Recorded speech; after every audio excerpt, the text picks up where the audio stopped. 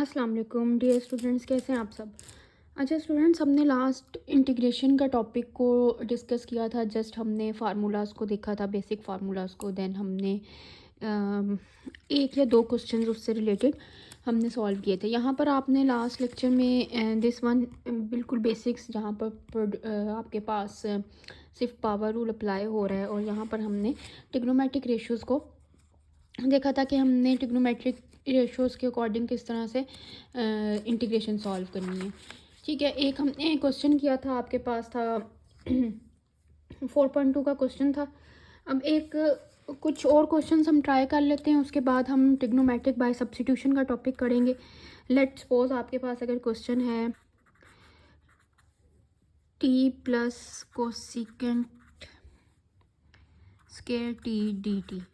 ठीक है, अब इसको हमने सॉल्व कैसे करना है।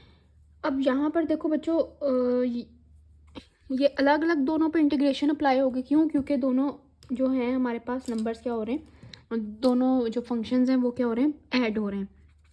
तो मैं अगर इस पर इंटीग्रेशन अप्लाई करूँ तो यहाँ पर टी की पावर क्या आ जाएगी, 1/2। यहाँ पर आपके पास क्या आ जाएगा, cosecant square T D T. ठीक है, अब यहाँ पर हमें पता है कि अगर पावर, अब बच्चों ये पावर रूल हम क्यों लगाते हैं, ये लॉजिक हमारे पास क्यों है ऐसे कि हम यहाँ पर पावर में एक ऐड और डिवाइड कर देते हैं। ये बिल्कुल सेम लॉजिक है। ये देखो, यहाँ पर हमने इंटीग्रेशन का जो फर्स्ट रूल पढ़ा था कि हम पावर में ऐड और उसी से डिवाइड कर रहे हैं। क्यों? क्योंकि इसका साथ आगे डेरिवेटिव प्रेजेंट है। ठीक है, 1 यानी x का डेरिवेटिव 1 प्रेजेंट है, तो तब हम पावर में ऐड और उससे डिवाइड करते हैं, सिमिलरली जैसे हम डेरिवेटिव के लिए करते हैं। अच्छा देखें, यहाँ पर हमारे पास क्या आ जाएगा, t 1/2 plus 1 whole divided by 1/2 plus 1। ठीक हो गया। नेक्स्ट आपके पास आ जाएगा माइनस कॉट, इसका कोसिकेंट स्क्वायर टी का डेरिवेटिव इंटीग्रेशन हमारे पास ऑलरेडी हमें पता है, हमने लास्ट टॉपिक में देखी थी कि कोसिकेंट एक्स क्या होता है, माइनस कॉट एक्स होता है। तो ये आपके पास ये माइनस की वजह से साइन नेगेटिव हो जाएगा, प्लस सी। अब मैं अगर इसको सॉल्व करके सिंप्लीफाई करके लिखूं तो ये बन जाएगा आपके पास टी की power 3/2 divided by 3/2 minus cot x plus C equal to, इसको मज़ीद सिंप्लीफाई हम करें तो टी की power 3/2 minus cot x plus C आ जाएगा। ठीक हो गया स्टूडेंट्स, यहाँ पर कोई किसी को प्रॉब्लम यहाँ तक? तो आप लोगों ने ये क्वेश्चंस ट्राई करने 4.2 के। ठीक है, 4.2 के आप क्वेश्चंस ट्राई करोगे, जितने आप प्रैक्टिस करोगे उतना ही आपकी इंटीग्रेशन जो है स्ट्रॉन्ग होगी। अब हमारे पास जो है ये बिल्कुल बेसिक से क्वेश्चंस हमने किए थे, तो इंशाल्लाह हम अभी जो हमारी क्लास होगी कैंपस में उसमें भी हम डिस्कस कर लेंगे कुछ क्वेश्चंस को। अब आपके पास जो नेक्स्ट टॉपिक है वो है एक्सरसाइज 4.3, जो कि है method of substitution. Method of substitution, और इसे हम क्या कहते हैं, चेंज ऑफ वेरिएबल्स। तो स्टूडेंट्स, यहाँ पर मेथड ऑफ सब्स्टिट्यूशन का क्या मतलब समझ आ रहा है, या हम क्या इसे कह सकते हैं कि चेंज ऑफ वेरिएबल्स क्या है। अब यहाँ पर हमारे पास सबसे पहले क्या है कि हमने जो भी इंटीग्रेशन आपको इंटेग्रल गिवन होगा उसको हमने इन सब्स्टिट्यूशन मेथड से सॉल्व करना है। सब्स्टिट्यूशन क्या कि मैं एक सपोज क्वेश्चन लिखती हूँ यहाँ पर, square root 7x plus 2 dx। अब देखो बच्चों, इसको बाय सब्स्टिट्यूशन सॉल्व करना है। अगर आपके पास क्वेश्चन में लिखा हुआ है पेपर में बाय सब्स्टिट्यूशन सॉल्व करें, तब हम इसको कैसे सॉल्व करेंगे, हमने जो भी इंटेग्रल में गिवन है, ठीक है, ये स्क्वायर रूट 7x प्लस 2 है, तो हम यहाँ पर इसको सपोज कर लेते हैं u is equal to 7x plus 2।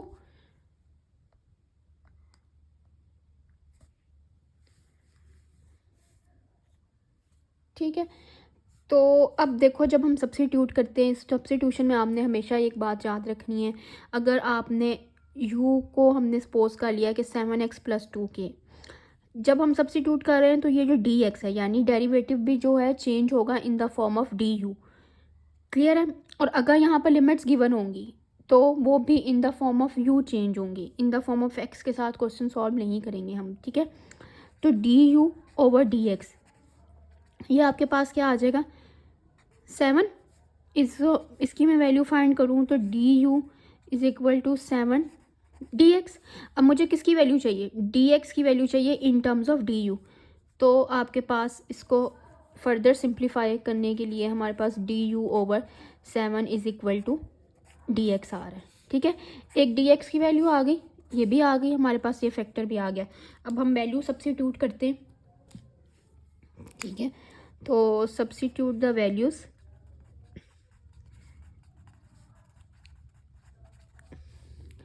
Value substitute की हमने यहाँ पर, तो आपके पास ये इंटेग्रल चेंज हो गया u की power 1/2 d u by 7। D x की जगह क्या आ गया d u by 7, square root आपके पास u क्या आ गया 1/2। तो इसको हम सॉल्व कर लेते हैं। अब देखिए 1/7 इंटीग्रेशन कांस्टेंट है, इंटेग्रल से आउटसाइड, और आपके पास सिंपल क्वेश्चन क्या आ गया u की पावर 1/2। इसको फर्दर सॉल्व करें तो हमें पता है कि u का डेरिवेटिव 1 यहाँ पर प्रेजेंट है, तो हम पावर में 1 ऐड और उसी से डिवाइड कर सकते हैं, ठीक है। यहाँ पर आपके पास प्लस c और 1/7, ये आउटसाइड का जो इंटेग्रल साइन था। तो स्टूडेंट यहाँ पर हम इसका फाइनल आंसर आपके पास क्या आ जाएगा 1/7 u की power 3/2, 1/2 plus 1 3/2 whole divided by आपके पास 3/2 प्लस c। तो इसको मैं जब ऊपर यहाँ पर लेके जाएंगे, हम इसको सिंप्लीफाई करते हैं, तो आपके पास फाइनल आंसर आता है 2/27 u 3/2 प्लस c। अब देखें, जब भी हमने सब्स्टिट्यूशन करनी ना स्टूडेंट्स, तो हमने उसको बैक सब्स्टिट्यूट करना है जो ओरिजिनल वेरिएबल में क्वेश्चन आपके पास गिवन है, ठीक है। हमें क्वेश्चन x में गिवन था, हमारा आंसर u में आ रहा है। तो अगर मैं इसको यहाँ पर बैक सब्स्टिट्यूट करूँ, ठीक है, बैक सब्स्टिट्यूशन यहाँ पर अप्लाई करूँ, तो बैक सब्स्टिट्यूशन आपके पास क्या आ जाएगी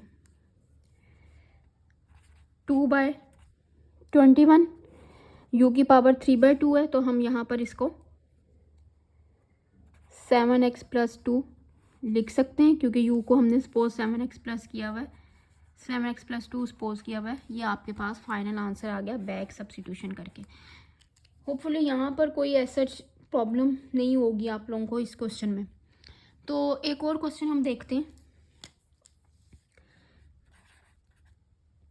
आपके पास है x² whole divided bye x³ plus 4 की पावर 5 dx। अब इसको हमने सॉल्व करना है bye substitution.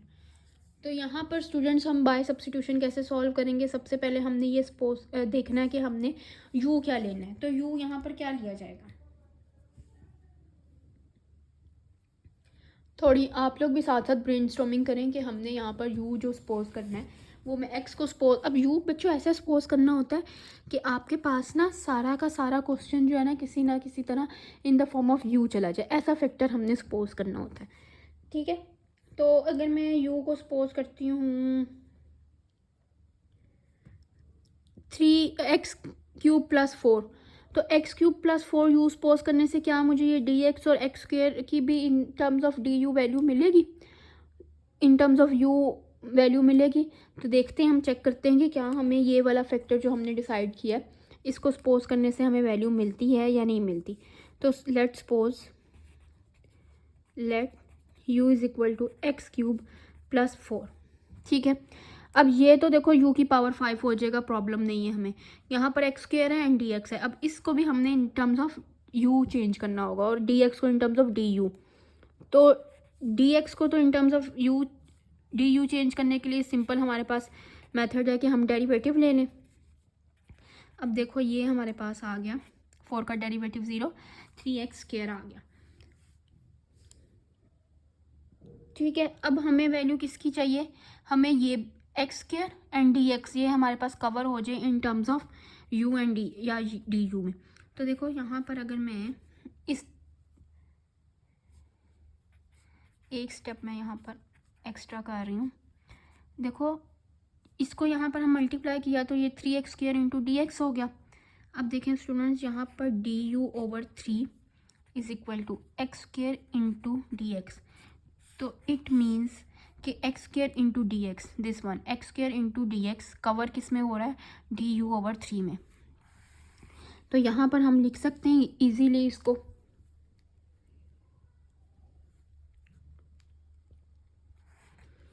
x² into dx की जगह क्या आ जाएगा, du/3। ठीक है, नेक्स्ट आपके पास डिनोमिनेटर जो है वो आपके पास क्या हो जाएगा, u⁵। अब स्टूडेंट्स इसको थोड़ा सा रीअरेंज करके हम लिखते हैं तो आपके पास इस तरह की ये फॉर्म बन रही है 1/3। ठीक है, u को मैं अगर न्यूमरेटर में लेके जाऊं तो ये पावर क्या हो जाएगी, नेगेटिव। तो स्टूडेंट्स हम इसको लिख सकते हैं 1/3 outside the integral sign 5 du। Simple क्या है, यहाँ पर पावर रूल अप्लाई हो जाएगा। पावर रूल क्या है, u का डेरिवेटिव 1 आगे प्रेजेंट है तो इट मीन्स हम पावर में एक ऐड उससे डिवाइड कर सकते हैं। तो 1/3 आपके पास हो जाएगा -5 + 1 होल डिवाइड में -5 + 1 एंड प्लस c। ठीक है, तो यहाँ पर स्टूडेंट्स इसको हम देख लेते हैं मज़ीद आगे कि हमारे पास क्या सिंप्लीफिकेशन होती है।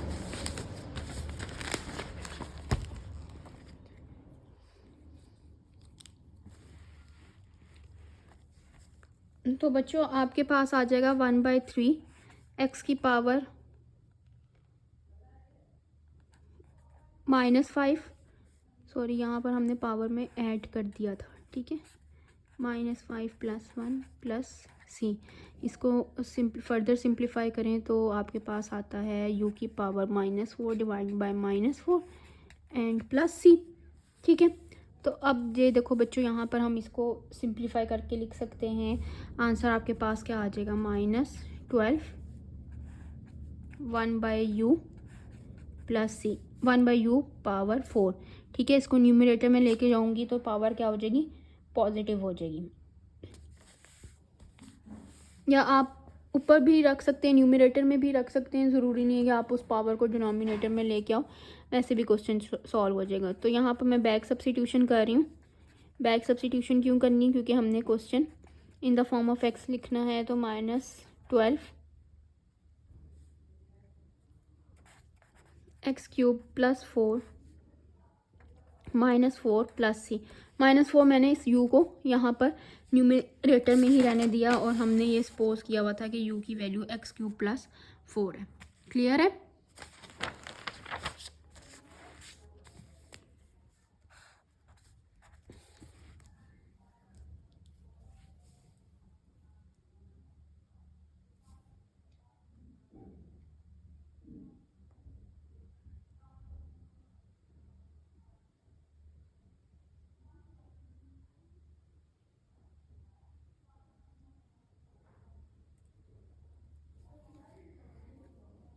अब क्वेश्चन हम एक और सॉल्व करते हैं स्टूडेंट्स, देखते हैं इसको बाय सब्स्टिट्यूशन वाले मेथड के लिए। ये देखिए आपके पास क्वेश्चन है x² 3 - 2x dx। अब क्या हम इसको मल्टीप्लाई कर सकते हैं x² और इसको पावर 1/2 करके। तो यहाँ पर हम मल्टीप्लाई नहीं कर सकते कि हम मल्टीप्लाई करके इसको अलग अलग फैक्टर्स बना लें, तो ऐसा नहीं हो सकता। क्यों, क्योंकि ये आपके पास 3 - 2x की होल पावर 1/2 है। तो यहाँ पर हम लेट्स ट्राई दैट कि हम u = 3 - 2x को सपोज करें और देखते हैं कि हमारे पास क्या ये इन टर्म्स ऑफ u चेंज होता है क्वेश्चन या नहीं। तो सबसे फर्स्ट स्टेप क्या होता है, हमने डेरिवेटिव लेना होता है। डेरिवेटिव अगर हम लें तो देखो 3 का डेरिवेटिव 0, इसका डेरिवेटिव -2 आ जाएगा। तो बच्चों यहाँ पर देखें कि du = -2 dx।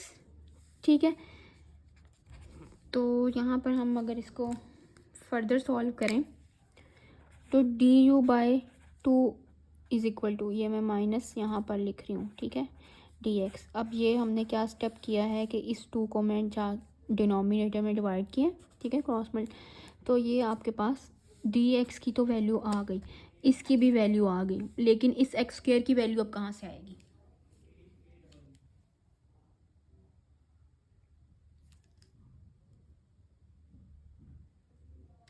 हाँ जी, आप मुझे कमेंट में बता सकते हो बच्चों कि यहाँ पर हमारे पास एक्स स्क्वायर की अब वैल्यू क्या आएगी?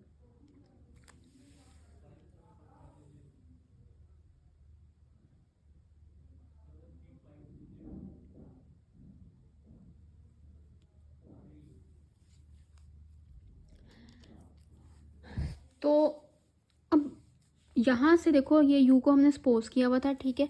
अब मैं यहाँ पर ना साइड पर एक स्टेप कर रही हूँ, इसको ज़रा ध्यान से देखिएगा, इस वाले फैक्टर को, u is equal to 3 minus 2x। इधर से मैं x की वैल्यू फाइंड कर सकती हूँ, तो x की वैल्यू यहाँ से क्या फाइंड हो जाएगी आपके पास? u minus 3 is equal to minus 2x। This means that u minus 3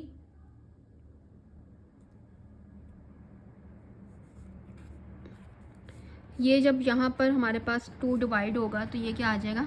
x की वैल्यू आ जाएगी, ठीक है। -2 यहाँ पर जाके डिवाइड होगा। अब हमें तो ये तो x की वैल्यू आ गई, हमें तो एक्स स्क्वायर की वैल्यू चाहिए, तो यहाँ से हम एक्स स्क्वायर की वैल्यू फाइंड कर सकते हैं। दिस मीन्स दैट कि आप, this implies that x square is equal to,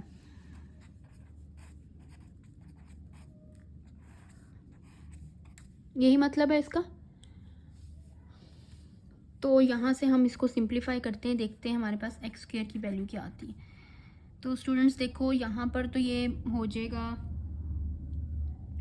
1/4, लेकिन यहाँ पर कौन सा फार्मूला लगेगा? a माइनस बी स्क्वायर का। तो a माइनस बी स्क्वायर का आप फार्मूला अप्लाई करो तो आपके पास फाइनल आंसर क्या आएगा? फर्स्ट टर्म का स्क्वायर प्लस सेकेंड टर्म का स्क्वायर माइनस 6u, ठीक है। स्क्वायर मैंने a माइनस बी स्क्वायर का यहाँ पर फार्मूला अप्लाई कर दिया। तो स्टूडेंट्स यहाँ पर इसको हम फर्दर सिंप्लीफाई करें तो x square is equal to, इसको मैं मल्टीप्लाई कर रही हूँ, 1/4 u स्क्वायर प्लस 9/4, ठीक है। अब इस 4 को और 6 को जब मल्टीप्लाई करेंगे तो ये 2 के फैक्टर के साथ क्या हो जाएगा? कैंसिल आउट हो जाएगा। तो ये आपके पास आ जाएगा -3/2u। तो ये आपके पास वैल्यू आ गई एक्स स्क्वायर की, ठीक है। इस तरह के भी क्वेश्चन आते हैं कि हमें सिर्फ ये नहीं है कि हम डी एक्स को चेंज कर रहे हैं और वो इजीली खुद ऑटोमेटिकली हमारे पास सारे फैक्टर्स बनते जा रहे हैं, जैसे ये यहाँ पर लास्ट क्वेश्चंस में हुआ है। हमें कुछ फैक्टर्स बनाने भी पड़ते हैं जहाँ पर, जैसे हमने यहाँ पर बनाया है।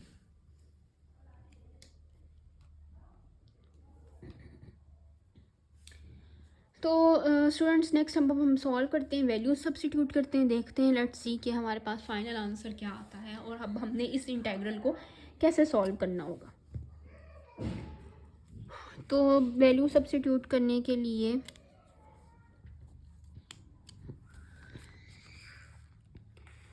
अब देखो एक्स स्क्वायर की वैल्यू ये आई हुई है आपके पास, तो हमें इस एक्स स्क्वायर की जगह क्या लिखना पड़ेगा?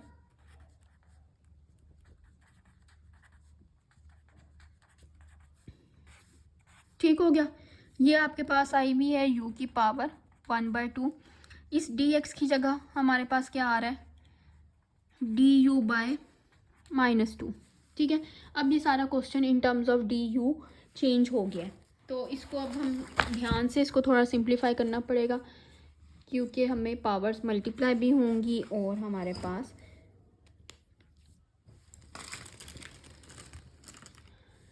तो बच्चों मैं ना ये वाला स्टेप जो है यहाँ पर अगेन लिख रही हूँ, क्योंकि हमें, ताकि एक पेज पर प्रॉपर तरीके से आप लोगों को पता चल जाए कि हमने किस तरह से सॉल्व करना है चीज़ों को।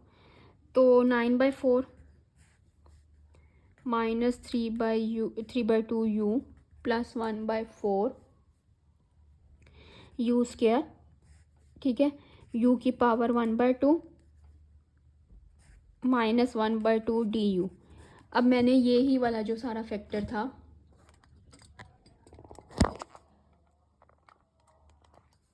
ये देखें, ये वाला जो सारा फैक्टर था इसको इस तरह से यहाँ पर अगेन लिखा है।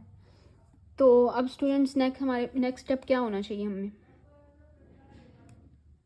अब क्या ये 1/2 ये जो है u 1/2 ये सब फैक्टर्स के साथ मल्टीप्लाई हो सकता है, तो आंसर इज़ यस, क्योंकि ये हमारे पास अब एक ही फैक्टर है। तो हम इसको मल्टीप्लाई करते हैं, तो 9/4 इसको मैं लिख सकती हूँ u की पावर 1/2 माइनस 3/2।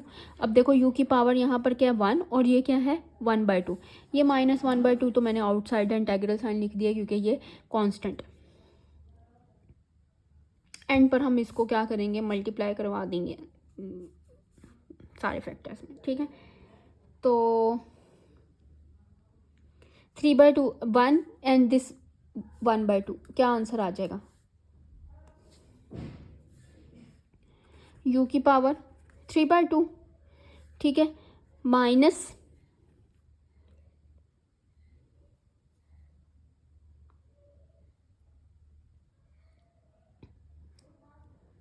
सॉरी ये आपके पास क्या हो जाएगा, सही है ये माइनस ही रहेगा और ये आपके पास आ जाएगा 1/4 u की पावर 2 प्लस 1/2। तो u की पावर 2 प्लस 1/2 क्या हो जाएगा, पावर जब बेसिस सेम हो तो पावर्स क्या होती हैं ऐड हो जाती हैं।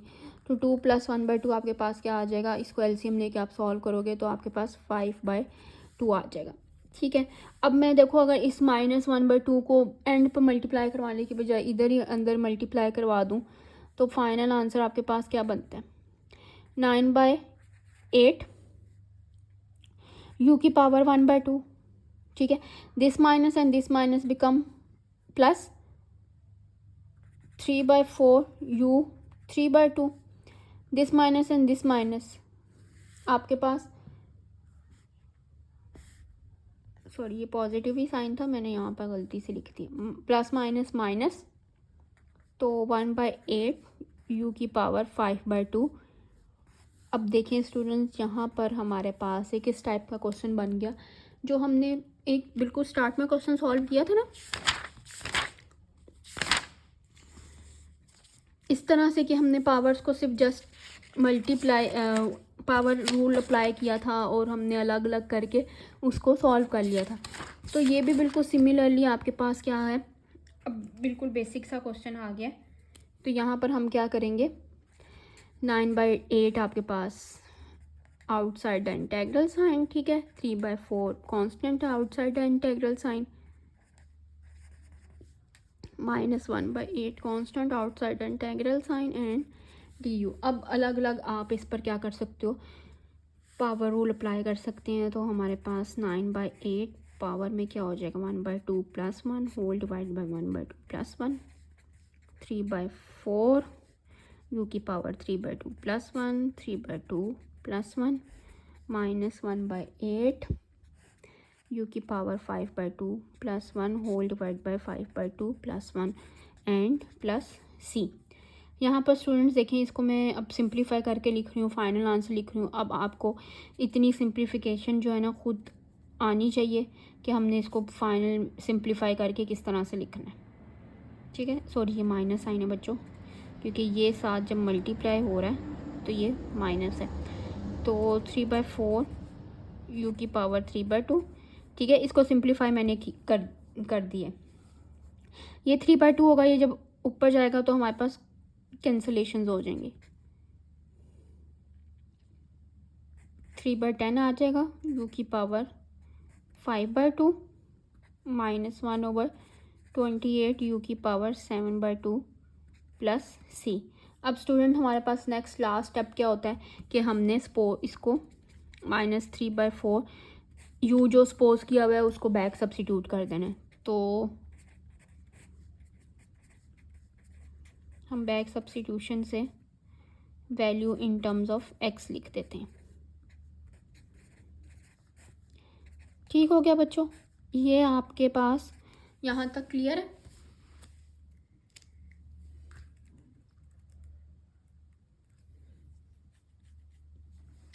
तो होपफुली ये आप लोगों को ये क्लियर हो गया होगा।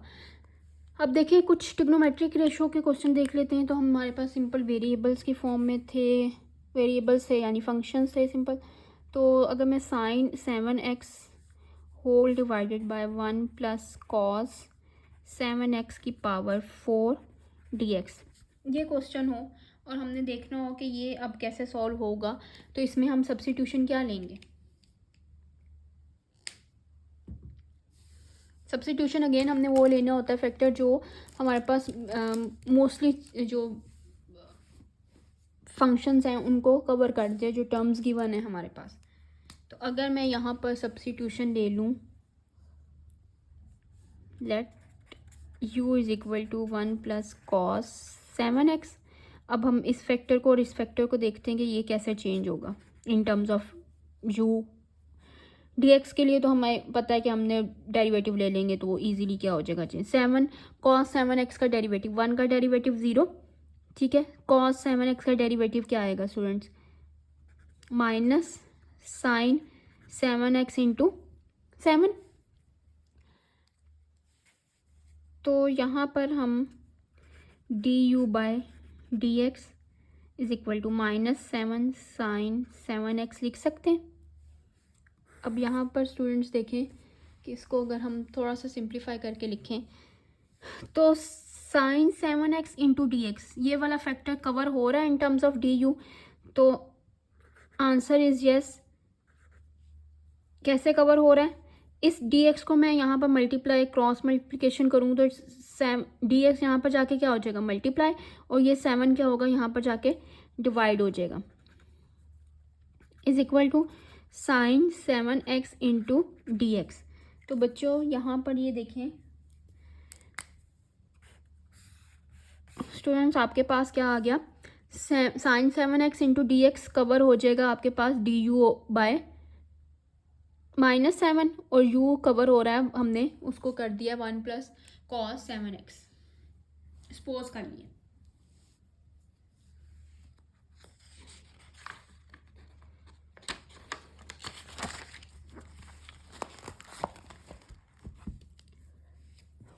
अब मैं यहाँ पर ना वो वैल्यूज़ लिख लेती हूँ जो हमने सपोज की हुई, ठीक है। 1 प्लस कॉस 7x सपोज किया था, ठीक है। और दूसरा हमारे पास सॉल्व करके क्या आ रहा है, d u by -7 is equal to sine 7x into d x, ठीक है। तो स्टूडेंट्स यहाँ पर देखिए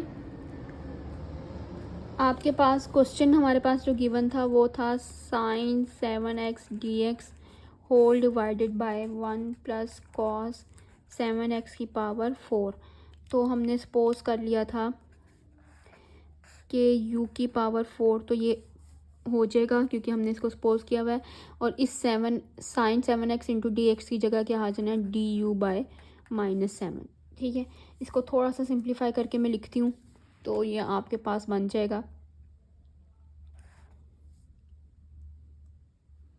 -1/7 डी यू बाय यू की पावर 4। अब देखो ये बच्चों, ये क्वेश्चन वैसे ही बन गया जैसे अभी हमने यहाँ पर देखा था, दिस वन, ठीक है। तो स्टूडेंट्स इसको हम अब इजीली सॉल्व कर सकते हैं। -7 1/7 के आउटसाइड इंटीग्रल साइन u की पावर -4 डी यू। जब हम इस पावर को ऊपर लेके जाएंगे रूल अप्लाई करने के लिए, पावर रूल, तो सिंप्लीफाई करते हैं। सॉरी, अब ये इंटीग्रल साइन यहाँ पर ख़त्म हो जाएगा क्योंकि हमने रूल अप्लाई यहाँ पर।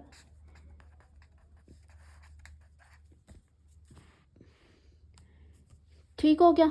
अब स्टूडेंट्स देखिए इसको सिंप्लीफाई करते हैं तो हमारे पास आ रहा है u की power -3 divided by -3 plus c। तो this minus and this minus become positive and हमारे पास फाइनल आंसर आ जाता है दिस।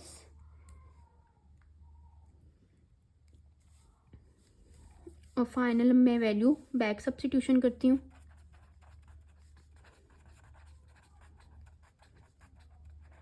तो बच्चों बैक सब्स्टिट्यूशन से आपके पास 1/21 1 प्लस कॉस 7x की पावर -3 प्लस सी। तो ये हमारे पास क्वेश्चन यहाँ पर क्या हो गया, फिनिश हो गया और क्वेश्चन सॉल्व हो गया। ठीक हो गया बच्चों। अब एक और मैं यहाँ पर क्वेश्चन लिख रही हूँ। यहाँ पर देखें, second square root t into 10 square root t D t whole divided by d t. अब यहाँ पर देखें हम क्या सब्स्टिट्यूट करेंगे कि हमारे पास ये सारा कुछ कवर हो जाए। अब देखो बच्चों, मैं अगर second t square root t into 10 square root t को सपोज कर लूँ तो उससे ये चीज़ तो कवर नहीं होगी। ठीक है, ये पॉसिबिलिटी नहीं है कि आपके पास ये स्क्वायर रूट टी आ जाए। तो क्या हमारे पास ये पॉसिबिलिटी है कि हम, क्योंकि हमें पता है सेकंड एक्स इंटू 10x आपके पास किसके इक्वल होता है, हमने फार्मूला में पढ़ा था, ये देखें second x into 10x equal होता है सेकंड एक्स के। तो इसको सपोज करने से हमारे पास ये स्क्वायर रूट टी नहीं आने लगा, तो हमें सपोज क्या करना पड़ेगा यहाँ पर स्क्वायर रूट टी यू को, ताकि वो सेकंड यू इंटू 10u बन जाए और इजीली क्वेश्चन क्या हो जाए, सॉल्व हो जाए। अब सिंपल हमारे पास क्या है, यहाँ पर जहाँ जहाँ स्क्वायर रूट टी होगा यू आ जाएगा। इस डी टी को हम चेंज कर लेते हैं इन टर्म्स ऑफ डी यू। तो ये आपके पास देखो कवर हो रहा है। कैसे कवर हो रहा है, यहाँ पर देखो पावर क्या है, एक स्टेप मैं यहाँ पर एक्स्ट्रा कर देती हूँ समझाने के लिए आप लोगों को। टी की पावर 1/2, पावर पहले, पावर में से 1 माइनस। ठीक है, तो यहाँ पर देखें, दिस इम्प्लाइज दैट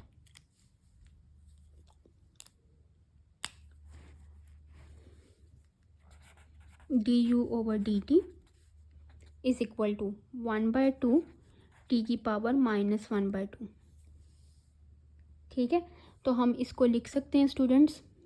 हमें अब कौन सा फैक्टर चाहिए, हम चाहते हैं कि ये जो डिनोमिनेटर में से है ना, ये भी ख़त्म हो जाए, क्योंकि डिनोमिनेटर में अगर ये रहेगा तो हमारे लिए क्वेश्चन को सॉल्व करना प्रॉब्लम है। तो ये ख़त्म हो सकता है इस चीज़ से, ज़रा ब्रेनस्टॉर्मिंग करें आप लोग। क्या मैं इसको लिख सकती हूँ 1/2 स्क्वायर रूट टी। जब इसको हम नीचे लेके आएंगे तो पावर क्या हो जाएगी, टी। तो बच्चों यहाँ पर this implies that, cross multiplication करें हम तो 2du is equal to d t over square root t. ये हमारे पास फॉर्म आ गई है। तो अब हम क्या, ये चीज़ कवर हो गई हमारी, दिस वन ये कवर हो रही है 2du में। ठीक है, ऑटोमेटिकली यहाँ पर ये हमारे पास फॉर्म बन रही। तो स्टूडेंट्स अब हम इसको सब्स्टिट्यूशन करते हैं क्वेश्चन में। Second u into 10u into 2du। ठीक है, d t over square root t की जगह क्या आ गया, 2du। तो बच्चों अब ये आपके पास क्या बन जाएगा, 2 आउटसाइड द इंटेग्रल साइन क्योंकि कांस्टेंट है, second u into 10u D.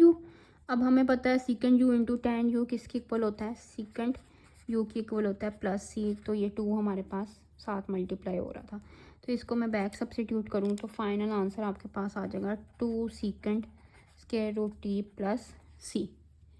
ठीक है स्टूडेंट्स, यहाँ तक कोई प्रॉब्लम?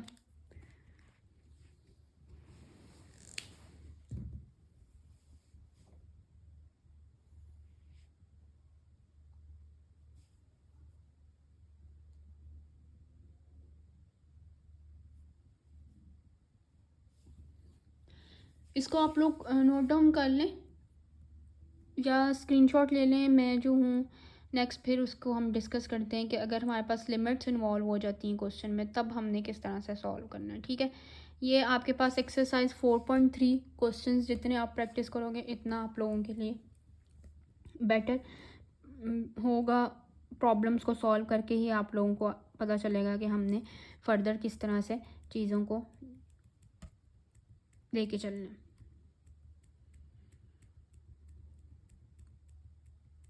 ठीक है, एक क्वेश्चन हम करेंगे इसमें जिसमें हमारे पास लिमिट इन्वॉल्व होगी जिस इंटेग्रल में तो हम उसको देखते हैं कि उसको हमने बाय सब्स्टिट्यूशन कैसे करना है। तो वो कौन से इंटेग्रल्स होते हैं आपके पास, डेफिनेट इंटेग्रल्स होते हैं। लास्ट लेक्चर में हमने स्टार्ट में पढ़ा था कि हमारे पास डेफिनेट इंटेग्रल्स क्या हैं और इनडेफिनेट इंटेग्रल्स क्या हैं।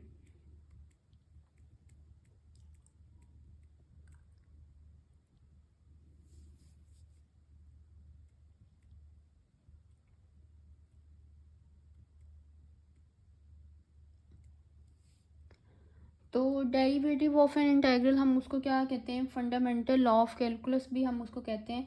और ये आपके पास fundamental law theorem of calculus जो है ये 5.4 में एक्सरसाइज में कवर हो रहा है। और हम इसको सॉल्व करेंगे यहाँ पर बाय यूजिंग सब्स्टिट्यूशन।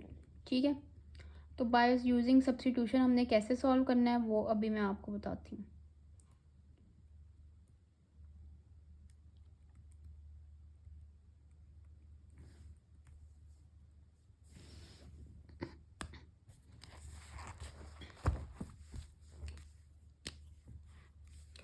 यहाँ टॉपिक याद रखें कि वो जो चेंज ऑफ वेरिएबल्स था, change of variables in a definite integral, ठीक है, वो हमारे पास चेंज ऑफ वेरिएबल लास्ट वाला टॉपिक क्या था, इन अ इनडेफिनेट इंटेग्रल। तो जस्ट हम सिंपल एग्जांपल से स्टार्ट करेंगे ताकि आपको कॉन्सेप्ट क्लियर हो।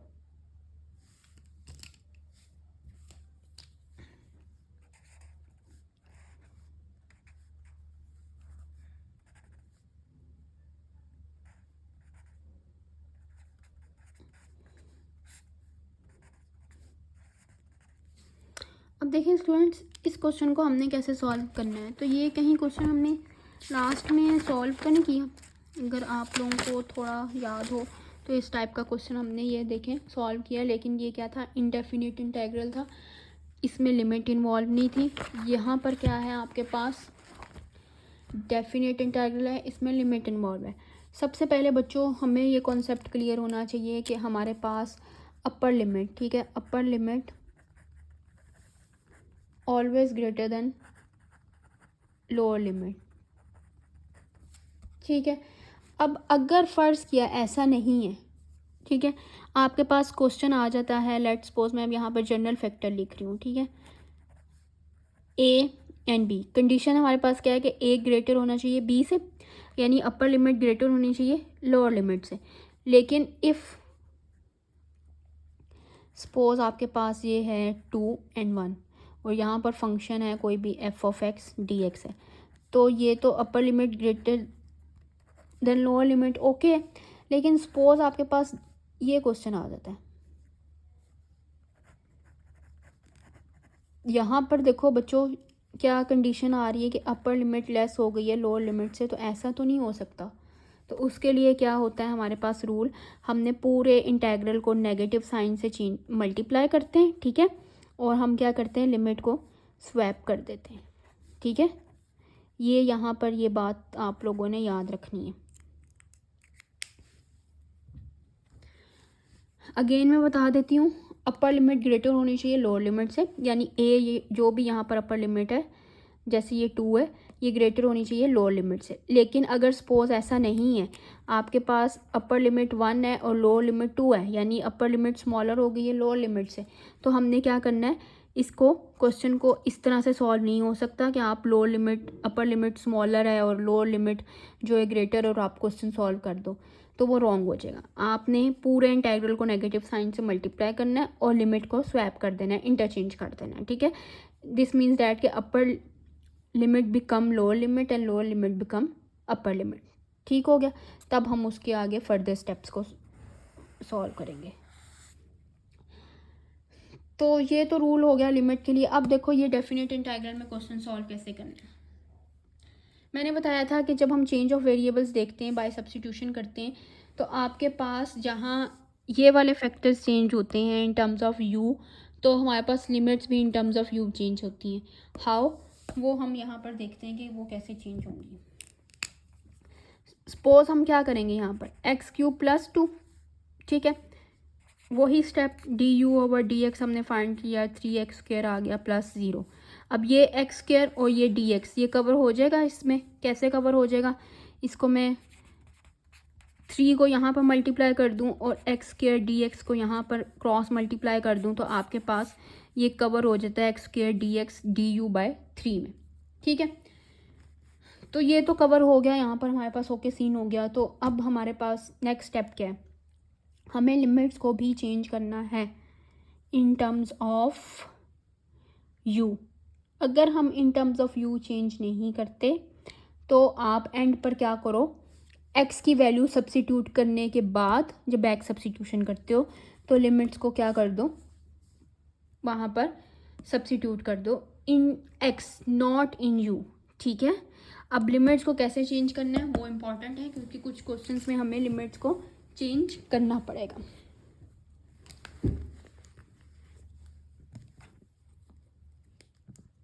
यहाँ पर मैं लिख रही हूँ to make the change in limits. तो कैसे चेंज होगी? हमने सपोज क्या किया हुआ था, u is equal to x³ plus 2। ठीक है, तो यहाँ पर स्टूडेंट्स देखें,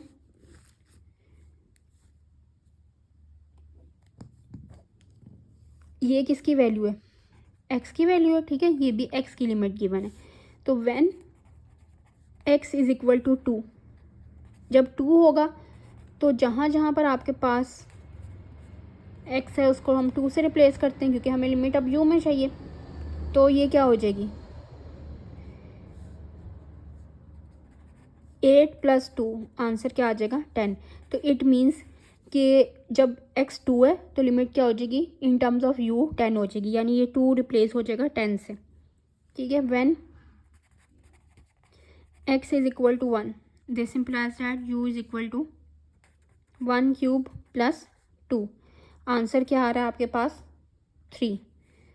तो इट मीन्स ये 1 रिप्लेस हो जाएगा 3 से। ठीक है, अब हमारा सारा क्वेश्चन यू में चेंज हो गया। अब हम इस क्वेश्चन को देखते हैं भाई हमने सॉल्व कैसे करना है। तो माय डियर स्टूडेंट्स, आपके पास क्वेश्चन था x² x³ प्लस 2 की पावर 2 dx। अब ये क्वेश्चन सारा u में चेंज होगा। कैसे? जब x 2 होगा तो limit u in terms of u क्या आएगी 10। जब x 1 होगा limit in terms of u क्या आएगी 3। ठीक है, ये x² ये dx, x² dx किस में कवर हो रहा है, du/3 में। इसको हमने सपोज किया हुआ था u की पावर 2। ठीक हो गया बच्चों? तो आंसर अब हम इसको कैसे सॉल्व करना है, हमने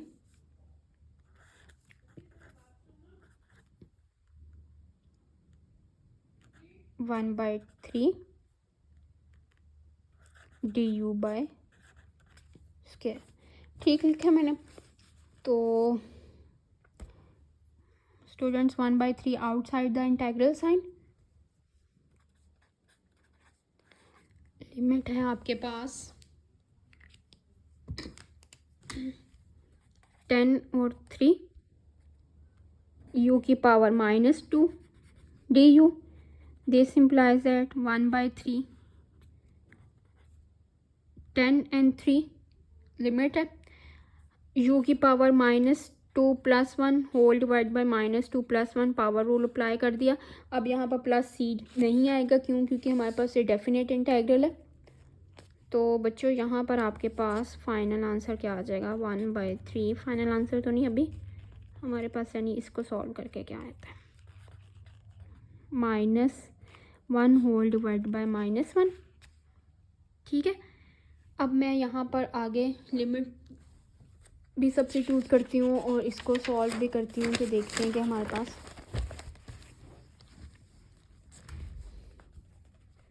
तो स्टूडेंट्स आपके पास था 1/3 u की पावर -1 एंड -1। लिमिट अभी तक हमने अप्लाई नहीं की, इसलिए लिमिट हमारे पास साथ साथ चलती रहेगी। अब देखो बच्चों, इसको मैं रीअरेंज करके अगर थोड़ा सा लिखूं तो ये लिखा जा सकता है ना, -1/u/3, ठीक है। अब 10 एंड 3 आपके पास लिमिट है। तो हमारे पास रूल क्या होता है स्टूडेंट्स, अपर limit minus lower limit. Rule क्या होता है, अपर लिमिट माइनस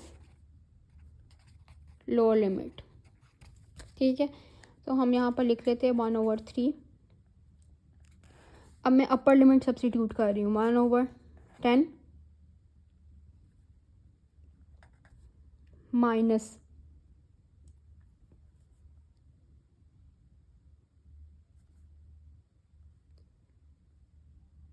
माइनस इसका और ये -1/3 लोअर लिमिट, ठीक है।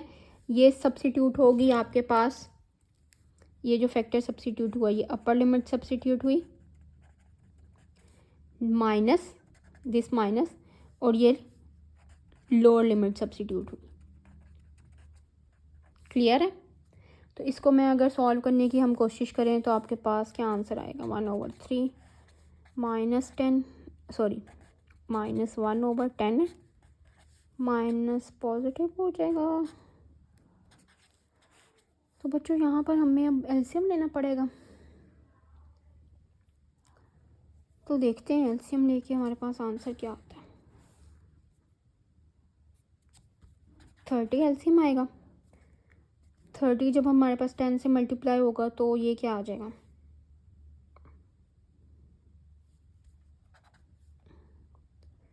-3 + 10 1/3, ठीक है। तो 1/3 आंसर आपके पास आ गया 7/30। फाइनल आंसर आ जाएगा 7/19। तो ये क्वेश्चन आपका सॉल्व हो गया by substitution of definite integral. Clear है बच्चों।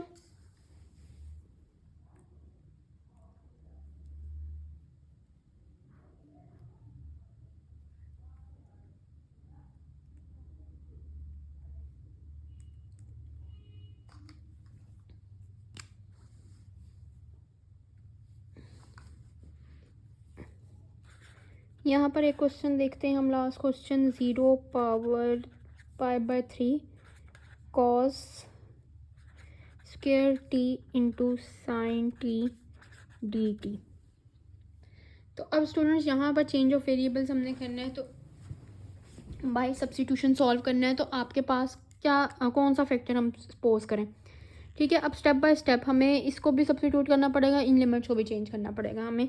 ये अब पता है कि ये डेफिनेट इंटीग्रल है तो इसमें हमें ये काम करना ही पड़ेगा। तो स्टूडेंट्स हमने जस्ट क्या करना है, u को हम सपोज कर लेते हैं cos t। अब इससे हमने cos t को क्यों लिया है यहाँ पर, क्योंकि देखो ये स्क्वायर की फॉर्म में, तो हमने उसको cos को u सपोज कर लिया। क्यों, क्योंकि इसका मैं जब डेरिवेटिव लूँगी तो ये साइन कवर हो जाएगा। तो सबसे पहले तो हमने डेरिवेटिव लिया, डेरिवेटिव लेने से हमें क्या फ़ायदा हुआ कि साइन टी आ गया, ठीक है। तो D you is equal to minus sine T into D T. It means कि sine T D T D U में कवर हो गए, तो ये minus D you is equal to sine T into D T. ये चीज़ तो हो गई, और ये क्या बन गया, यू का स्क्वायर बन जाएगा, ठीक है। अब दूसरा लिमिट्स को चेक कर लेते हैं, लिमिट्स कैसे चेंज होंगी।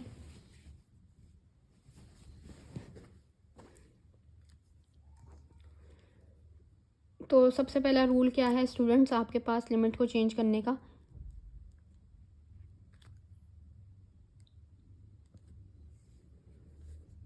When t is equal to 0, ठीक है। t ये 0 है, तो हमारे पास क्या चेंजिंग्स आनी चाहिए बच्चों, u is equal to cos t। तो u की वैल्यू में क्या चेंजिंग्स आ जाएंगी, cos 0 क्या होता है 1, तो ये 0 किस में चेंज हो जाएगा 1 में, ठीक है। When t is equal to π/3। π/3 होगा तो हमारे पास क्या आ जाएगा,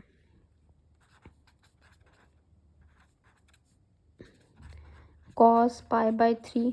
आप इसकी वैल्यू कैलकुलेटर से चेक करो तो 1/2 आ जाएगी। तो इट मीन्स आपके पास क्वेश्चन हमारा इजीली चेंज हो रहा है।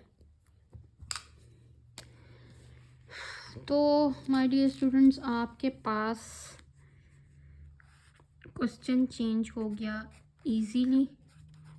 cos 2t into sine T D T, जो कि चेंज किस में हो गया, ज़ीरो की जगह क्या आएगा, जब t ज़ीरो था तो u क्या होगा, 1। ठीक है, अब यहाँ पर आपके पास वो वाला कॉन्सेप्ट आना है बच्चों, ध्यान से इसको ज़रा देखें।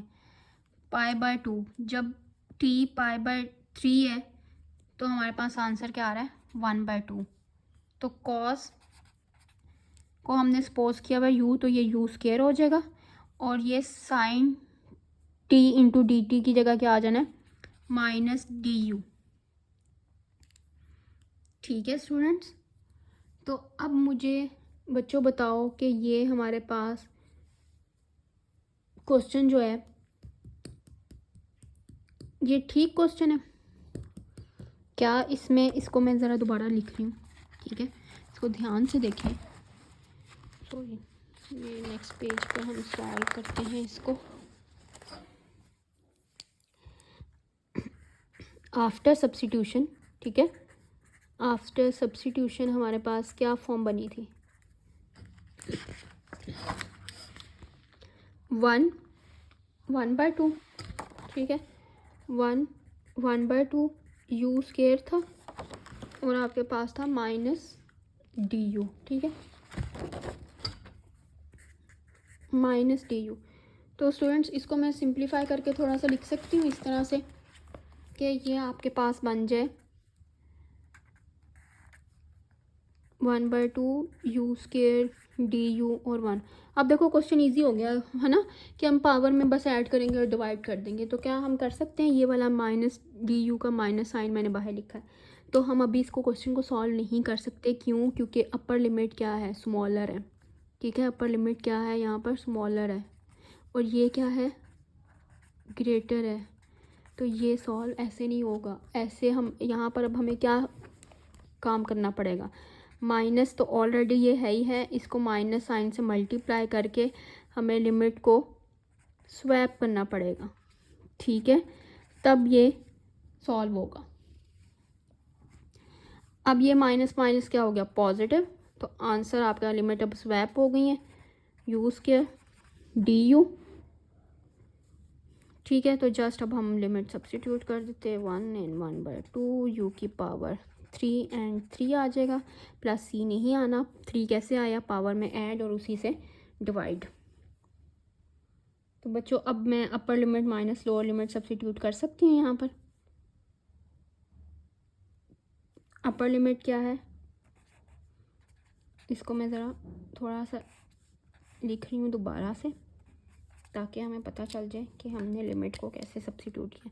अपर लिमिट सब्स्टिट्यूट की 1/3, 1 की पावर क्यूब 1 ही रहेगा, 3 as it is, minus sign, upper limit minus lower limit, u की पावर u अब यहाँ पर क्या आ जाएगा, 1/2, इसको थोड़ा सा आप सॉल्व करो तो आंसर क्या आ जाएगा, 1/24। अब 1/24 आप लोग सोच रहे होंगे कि 1/24 कैसे लिख दिया, तो मैं यहाँ पर साइड पर सॉल्व कर देती हूँ इसको। u क्या है, 1/2 की पावर 3 डिवाइड बाय 3 है, ठीक है, लोअर लिमिट अब सब्स्टिट्यूट की ना, तो u की जगह हम 1/2 रखेंगे, तो ये क्या आ जाएगा, 1/8 डिवाइड बाय 3, जब ये मल्टीप्लाई होगा 8 तो ये 1/24 आ गया। इसको सॉल्व करो, एलसीएम लो, आंसर आ जाएगा 7/24। ठीक हो गया स्टूडेंट, यहाँ तक हमारे पास ये था टॉपिक। अब ये वाला जो पार्ट था ना बच्चों, दिस वन, ये अब हमने यहाँ पर सॉल्व जो किया है ये था डेफिनेट इंटेग्रल्स का ना 5.4 थी, ठीक है। यहाँ पर फंडामेंटल थ्योरम ऑफ कैलकुलस भी, और आपके पास ये जो अप्लाई हो रहा है ये सारा सब्स्टिट्यूशन जिसमें हम लिमिट्स को भी चेंज कर रहे हैं। अब मैंने ये दोनों 5.4 एंड 4.3 इकट्ठी क्यों करवाई है, क्योंकि दोनों में कॉन्सेप्ट सेम है, सब्स्टिट्यूशन का कॉन्सेप्ट है। जस्ट डिफरेंस क्या है, यहाँ पर आपके पास इनडेफिनेट इंटेग्रल है, ठीक है, और उसमें आपके पास क्या है, 5.4 में आपके पास क्या है, डेफिनेट इंटेग्रल है। तो स्टूडेंट्स क्लियर है यहाँ तक?